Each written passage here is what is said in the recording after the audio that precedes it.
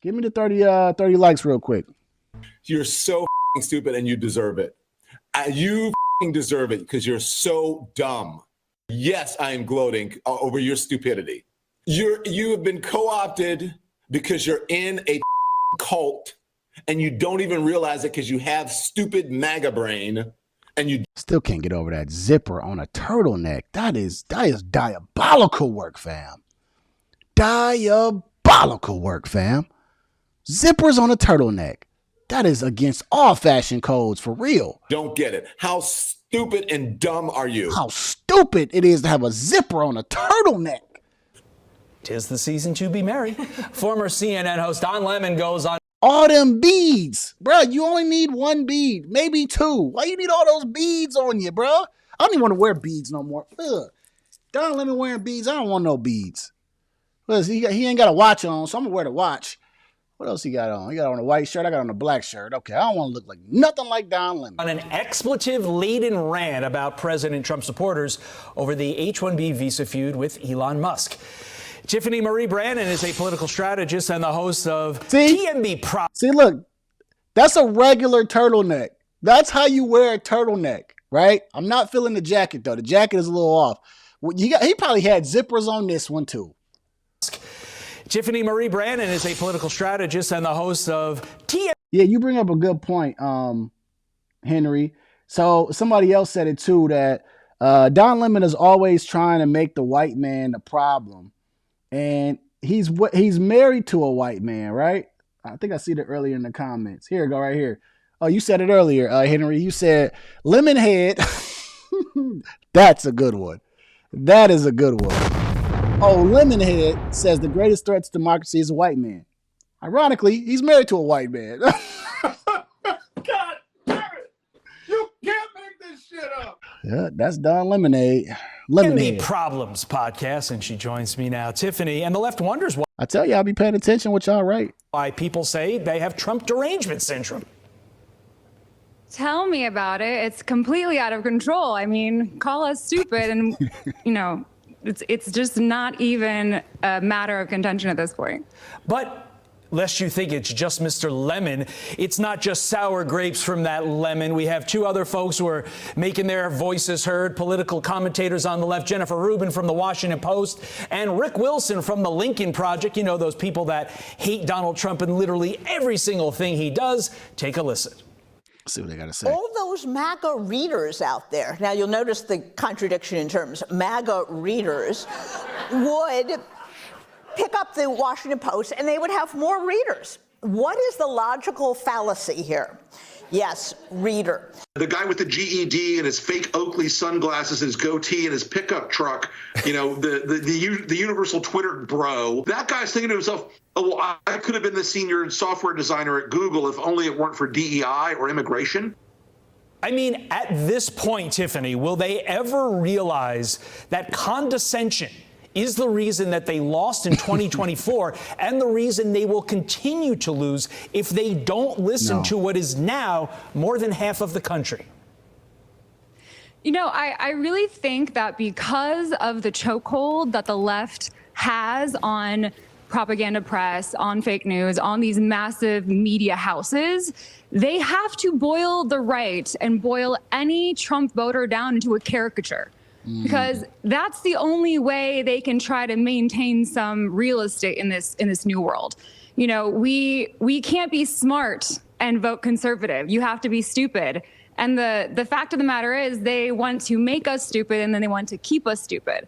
So I don't think they're going to learn their lesson. I think this is kind of beating a dead horse at this point. And, you know, you look at the people saying this, you look at, I think, really what sore losers they've been and what that speaks to in terms of longevity of these, you know, historic news houses that have just kind of become corrupted and basically just arms of the administrative state.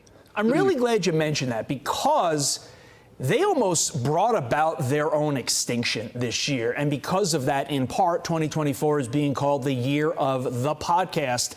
Also, thanks in part to Donald Trump sitting for multiple podcasts. Watch. I always got more publicity than other people, and it wasn't like I was trying. In fact, I don't know exactly why. Maybe you can tell me why. Oh, I could definitely tell you. You said a lot of wild think that you're starting to come around or soften your views on some of the networks that you may have not gotten along with in the past? No, they're fake news. Yeah, fake news. No, they're Fake news. They are fake news. so big. And Donald Trump is behind the fake news movement. And boy, oh boy, has it taken off. Do you think Biden does that? Biden's sleeping. Yeah. He has one ability I don't. He's still asleep. He wakes up once in a while to, do something stupid, and then he goes back to sleep. Have. Yeah. He sleeps. He can sleep. Okay, so now we know everybody needs to do podcasts. In 2028, the election is. All right, we'll end it off on that one, man. Make sure y'all can give me up to 30 likes before I get off this. I got 2 minutes on this segment. Yeah, man. So we know it's not the year of the podcast. I would say the podcast generation has been circling for quite some time. This year was probably more highlighted because of the election. But podcasts have had a lot of credibility. Just like, for example, I may not be your primary source of information, but you guys may enjoy this show, the live stream lineup, and come here and get information and share information. I get information from you guys, as I go through the show. And so you rather listen to this than sit and listen to Joy Reid. Sensational. And as long as you don't want to listen to Joy Reid and if you don't mind listening to me on the live stream lineup, I have won. And I don't know why in the world you would want to listen to Joy Reid or anybody on The View. I pray for you if you do. Seriously.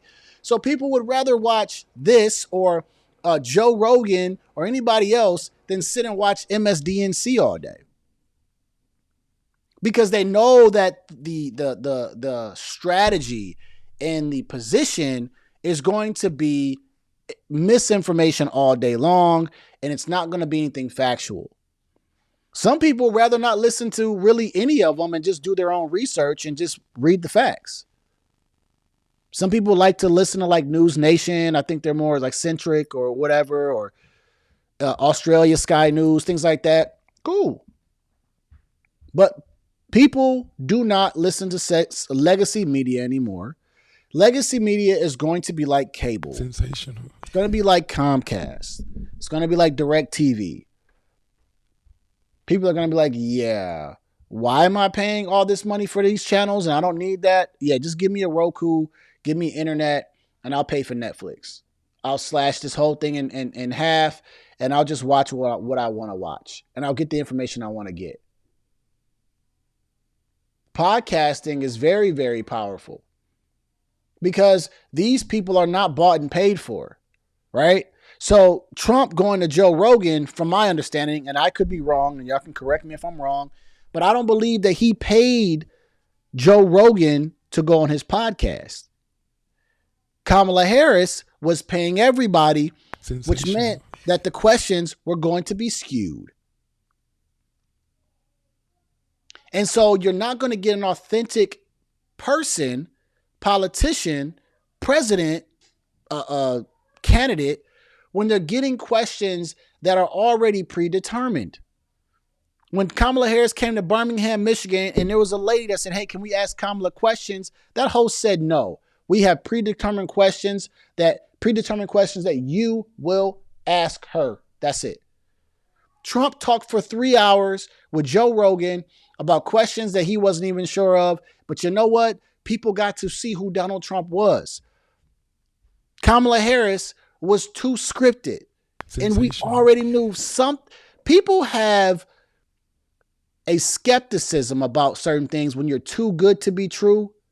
It's like that woman who looks and says, yeah, I'm going to continue going on dates with this guy, but like there's something off about this guy. He's too polished. And then they finally find, that's what it is. He's an abuser. He's a cheater. He's like, just be honest and be real. And that's what Trump was. And he was funny. And people said, we got that. We want media to be funny again. And so Kamala she thought she was going to be hot S and say, I'm going to set this up how I want to. I'm going to pay these people. They're going to do what I say. I just heard the guy, and I should probably bring this up, the guy from the Teamsters on a podcast, and I think I do have the clip somewhere in here, where he basically told, Kamala Harris told him, oh, you better fall in line and vote for me. Fall in line and vote for me. And then she had to answer some questions, and she like answered 2 questions and said, I'm out of here. I don't need to do this, but you fall in line. The guy was like totally unauthentic and didn't endorse her. Trump is flawed. And we were okay with it because we want someone who's going to be real, honest, and just who they are. We don't want someone that's going to be, even if he says a word or doesn't say anything, perfectly fine or politically correct, we're fine with that. So now podcasts are the new form of media. And this is why you're going to start seeing legacy media falling off. Their ratings are going down. That's why Morning Joe and Mika Brzezinski are on their knees begging Trump to give them a chance because they're on the wrong side of history. Sensational. And we'll see where this goes. I'm saying within the next 2 years, legacy media, it's going to be an afterthought. People aren't going to be going to, and even Fox News better be careful, because people are going to start going elsewhere for their information. All right. Let me go ahead and read Troll's comment. I'm going to go ahead and get off this show.